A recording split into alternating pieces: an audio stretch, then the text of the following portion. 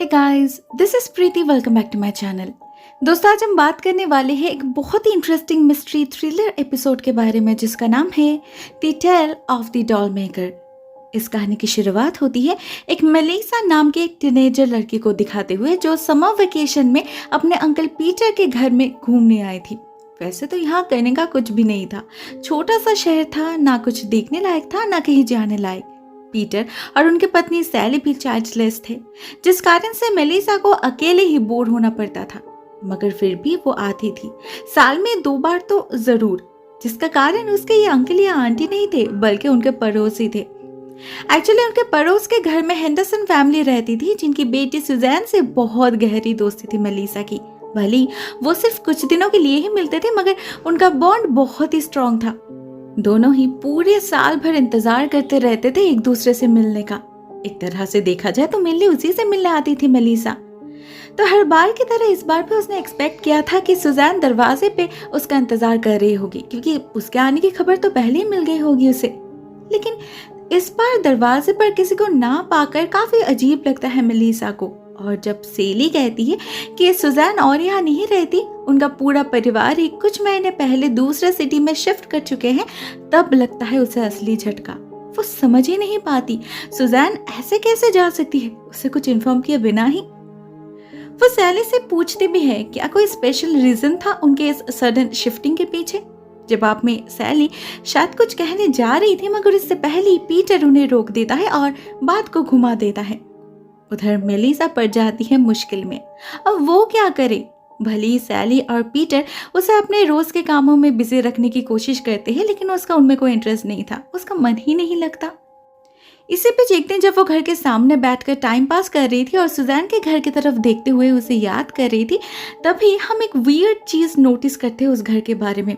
उनके घर के एटिक वाले सेक्शन में एक डोर है जो कहीं नहीं जाता, मतलब डायरेक्टली बाहर खुलता है। अब या तो ये कोई आर्किटेक्चरल मिस्टेक होगा या फिर उसके सामने पहले कोई बालकनी टाइप का डेक रहा होगा जो अभी नहीं है। जो भी हो, बहुत ही वियर्ड दिख रहा था वो पोर्शन। इधर मेलिसा, उसे यह सब नजर नहीं आता। उसकी नजर जाती है ऊपर वाले खिड़की पर, जहाँ शायद उसे कोई नजर आता है। मतलब वो श्योर तो नहीं थी, मगर उसे कुछ सेकंड के लिए ऐसा लगता है कि वहां कोई खड़ा है। और कर्टन भी तो हिल रहा था।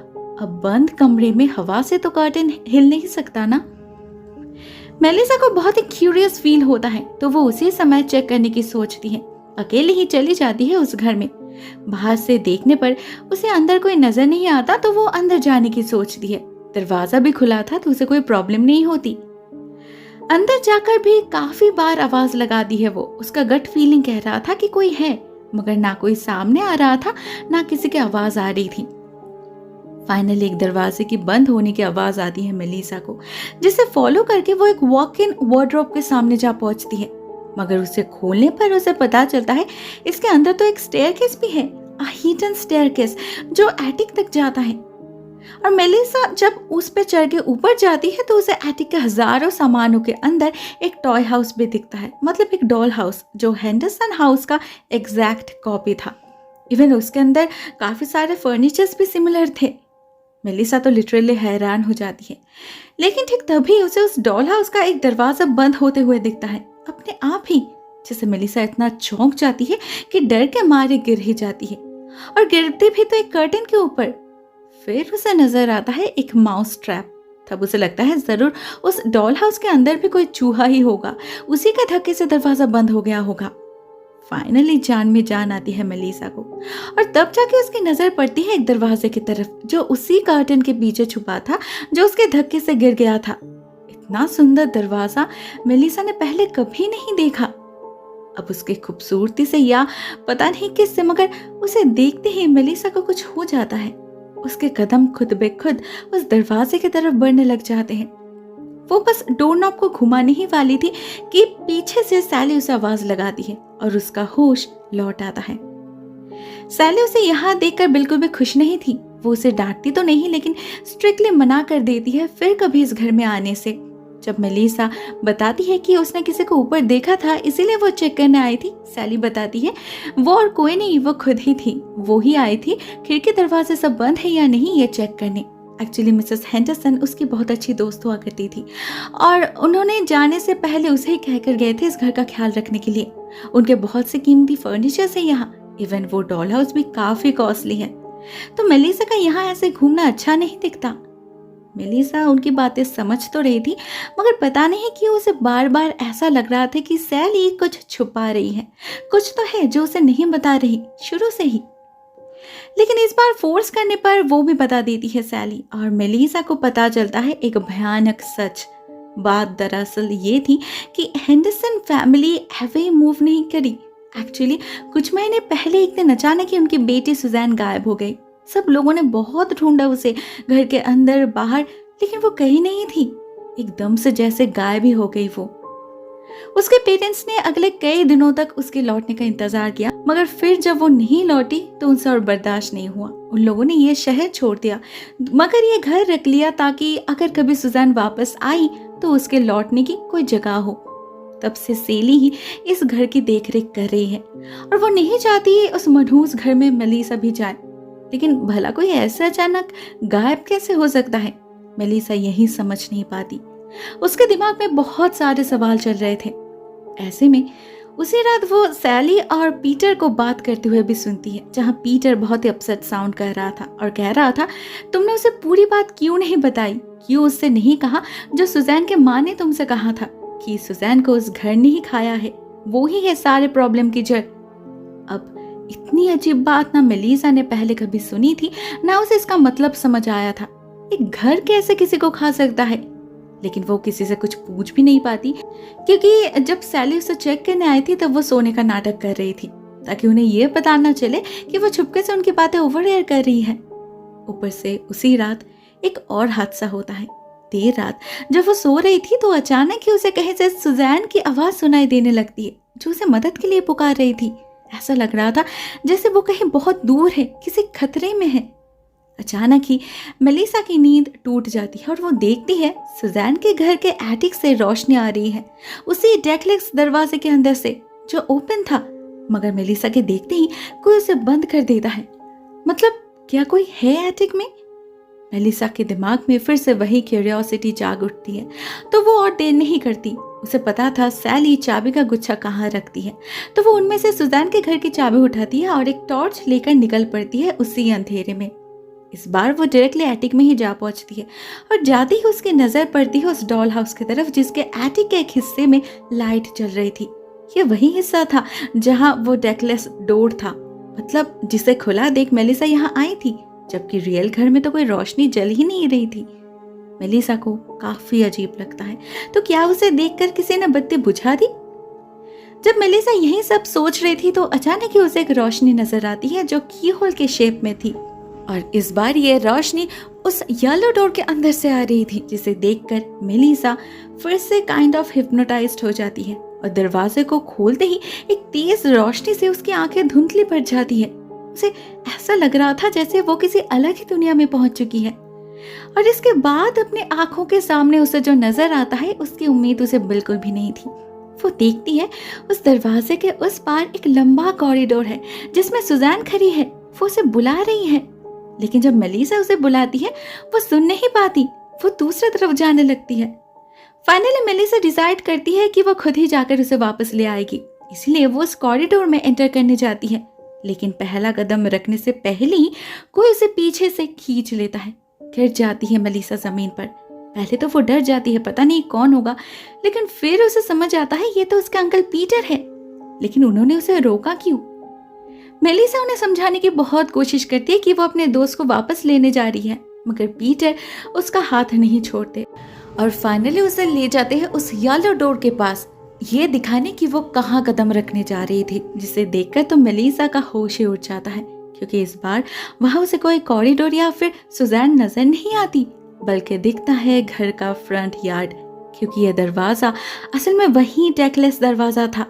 अगर मेलिसा ने इसके आगे कदम रख देती तो वो नीचे गिर जाती, और उसका हाल क्या होता वो तो इमेजिन ही कर सकती है मेलिसा। लेकिन अगर सच्चाई ये है तो वो क्या था जो उसने अभी अभी देखा? अगले 2 दिनों तक खुद से यही सवाल करती रहती है मेलिसा। वो सैली से भी यही कहती है कि उसने वहां सुजैन को सच में देखा था, वो उसी घर में है, मगर कोई उसकी बात ही नहीं मानते।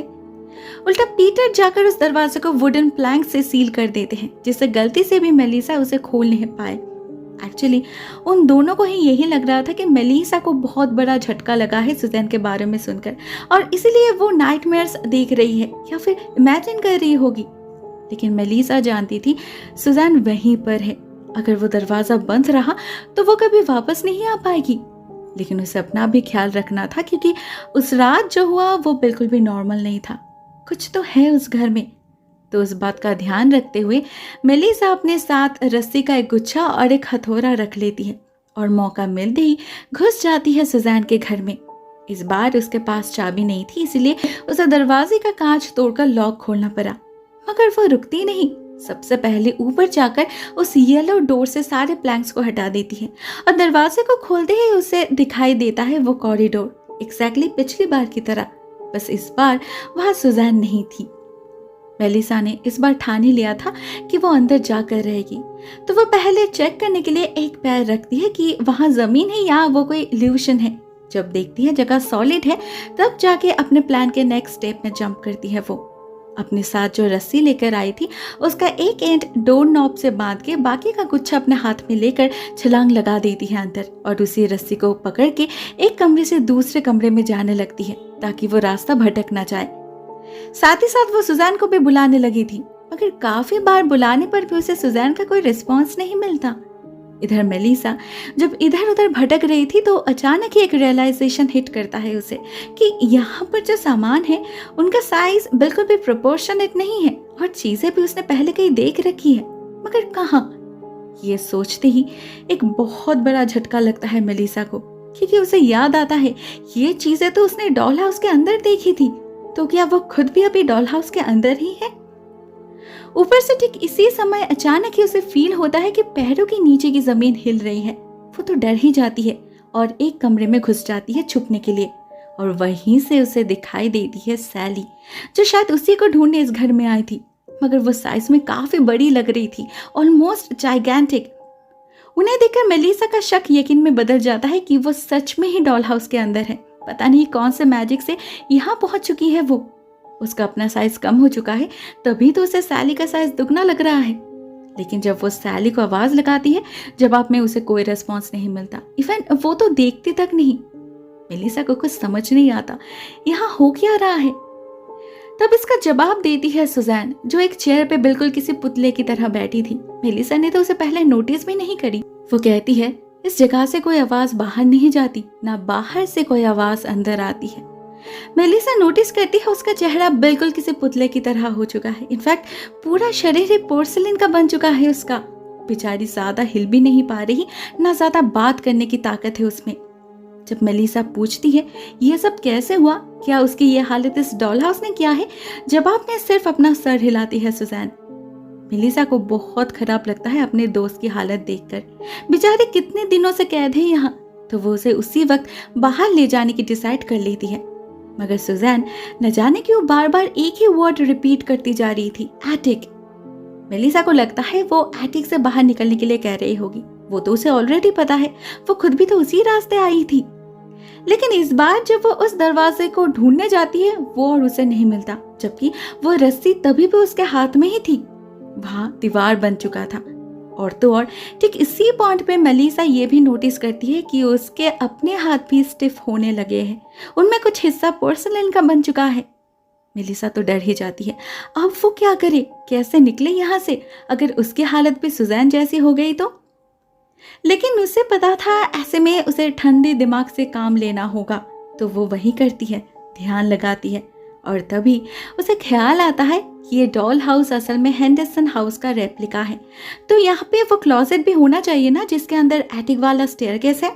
मेलिसा उसे ढूंढ भी निकालती है बहुत जल्द, मगर यहाँ क्लोजेट के सामने एक ह्यूज चेस्ट ऑफ ड्रॉयर्स रखा गया था जो काफी भारी था। मेलिसा उसे अकेले हटा नहीं पाती, तो वो भागती है सुजैन के पास मदद मांगने। मगर बेचारी अपने टूटे हुए हाथ को दिखाकर कहती है उसने वो कोशिश ऑलरेडी कई बार कर चुकी है, लेकिन उसका शरीर अभी इतना फ्रेजाइल बन चुका है कि छोटे से टकराव से भी उसमें क्रैक्स आ जाते हैं। वो उसके कोई काम नहीं आने वाली। मेलिसा समझती है अभी उसे जो करना है अकेले ही करना होगा, वो भी जल्दी। तो वो हिम्मत जुटाती है और काम पे लग जाती है। हाँ, उसे तकलीफ होती है, मगर फाइनली वो उस ड्रॉयर को हटाने में कामयाब हो ही जाती है और हटाते ही ठीक उसके पीछे उसे मिल जाता है एटिक वाला स्टेयरकेस। फाइनली उसे रियलाइज होता है सुजान जरूर इस एटिक के बारे में बोल रही होगी, क्योंकि उसे शायद पता होगा यहाँ पर आने का रास्ता और निकलने का रास्ता कभी सेम नहीं होता। फाइनली जब अब रास्ता मिल ही चुका था तो मेलिसा और देर नहीं करती, सुजान को लेकर ऊपर एटिक में पहुंच जाती है। वो उसका शरीर इतना स्टिफ बन चुका था कि हर कदम पे क्रैकिंग नॉइस आने लगी थी। मेलिसा बहुत ही मुश्किल से उसे उस येलो डोर तक ले जाती है। उसे उम्मीद थी कि इससे निकलते ही वो लोग रियल घर के रियल एटिक में पहुंच जाएंगे, लेकिन ऐसा होता नहीं। टू हर सरप्राइज वो देखती है इसके बाहर तो आसमान दिखाई दे रहा है जैसे रियल घर में था। लेकिन ये कैसे पॉसिबल है? वो लोग तो अभी भी डॉल हाउस के अंदर ही है ना। मेलिसा को लगता है ये डॉल हाउस जरूर उनके साथ कोई खेल खेल रहा है, उन्हें रोकने के लिए उन्हें डरा रहा है। वो उसके ट्रैप में नहीं फंसने वाली। उसे मन ही मन पता था इस डोर के बाहर एटिक होगा, तो वो सुजैन का हाथ पकड़ती है और आंख बंद करके छलांग लगा देती है। लेकिन हम उसे या फिर सुजैन किसी को भी गिरते हुए देख नहीं पाती, बल्कि ऐसा लगता है जैसे उन लोगों ने पानी में छलांग मारा हो। पल में ही गायब हो जाते हैं दोनों। एट द सेम टाइम दूसरी तरफ हम सैली और पीटर को देखते हैं, जो मेलिसा के टेंशन में पागल हो रहे थे। उन्हें लग रहा था वो भी सिर्फ सुजैन की तरह गायब हो गई होगी। सैली तो अपने आप को ही कोस रही थी कि उसने उसे सच्चाई बताई, मगर कुछ ही देर में उनकी आंखें रुक जाती है जब उन्हें बाहर अपनी बच्ची दिखती है। वो जिंदा लौट आई थी, वो भी सही सलामत। मतलब उस दरवाजे के उस पास सच में ही रियल घर का रियल एटिक था। मेलिसा अपने साथ सुजैन को भी लेकर आई थी, जिसे अपना शरीर वापस मिल चुका था, इवन उसका टूटा हुआ हाथ भी। वो तो खुश थी ही, साथ में ग्रेटफुल भी। जो उसके पेरेंट्स नहीं कर पाए वो मेलिसा ने कर दिखाई। आखिर पक्की दोस्ती इसे ही तो कहते हैं ना। दोस्तों, ये कहानी यहीं पर एंड हो जाती है। अब बात कर लेते हैं उस घर की रियलिटी के बारे में। क्या वो घर हॉन्टेड है? दोस्तों, मेरे ख्याल से इसका राज उस घर के प्रीवियस ओनर के साथ जुड़ा होगा, जो शायद ब्लैक मैजिक प्रैक्टिस करता होगा। मे बी कोई सोल कलेक्टर था वो, जिसने अपने पर्सनल फायदे के लिए वो डॉल हाउस, वो घर और उस घर के वो एटिक में वो डोर बनाया, जो नॉर्मली दिखने में तो एक कंस्ट्रक्शन मिस्टेक लगता था, मगर था असल में एक पोर्टल।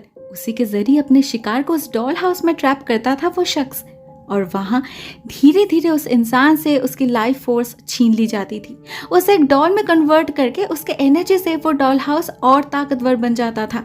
आज तक किसी को भी इस बारे में पता नहीं चला, क्योंकि वहां से कोई बाहर नहीं आ पाया। मगर जब आज मेलिसा ने इम्पॉसिबल को पॉसिबल कर दिखाई, तो उनके अंकल आंटी को भी सच्चाई का पता चला। उन्होंने उसी रात उस डॉल हाउस को जला दिया, लेकिन वो घर रह गया। तो क्या अभी उस पे रहने वाला शैतान कोई दूसरा जरिया बनाएगा अपनी भूख मिटाने का? God knows. दोस्तों, आज की कहानी यहीं तक। अब बताओ आपको ये स्टोरी कैसी लगी? कमेंट सेक्शन में अपने थॉट्स शेयर जरूर करना। आज के लिए बस इतना ही दोस्तों। Thank you so much for watching this video. बहुत जल्द मिलते हैं किसी और नए वीडियो के साथ। तब तक के लिए टेक केयर, टाटा।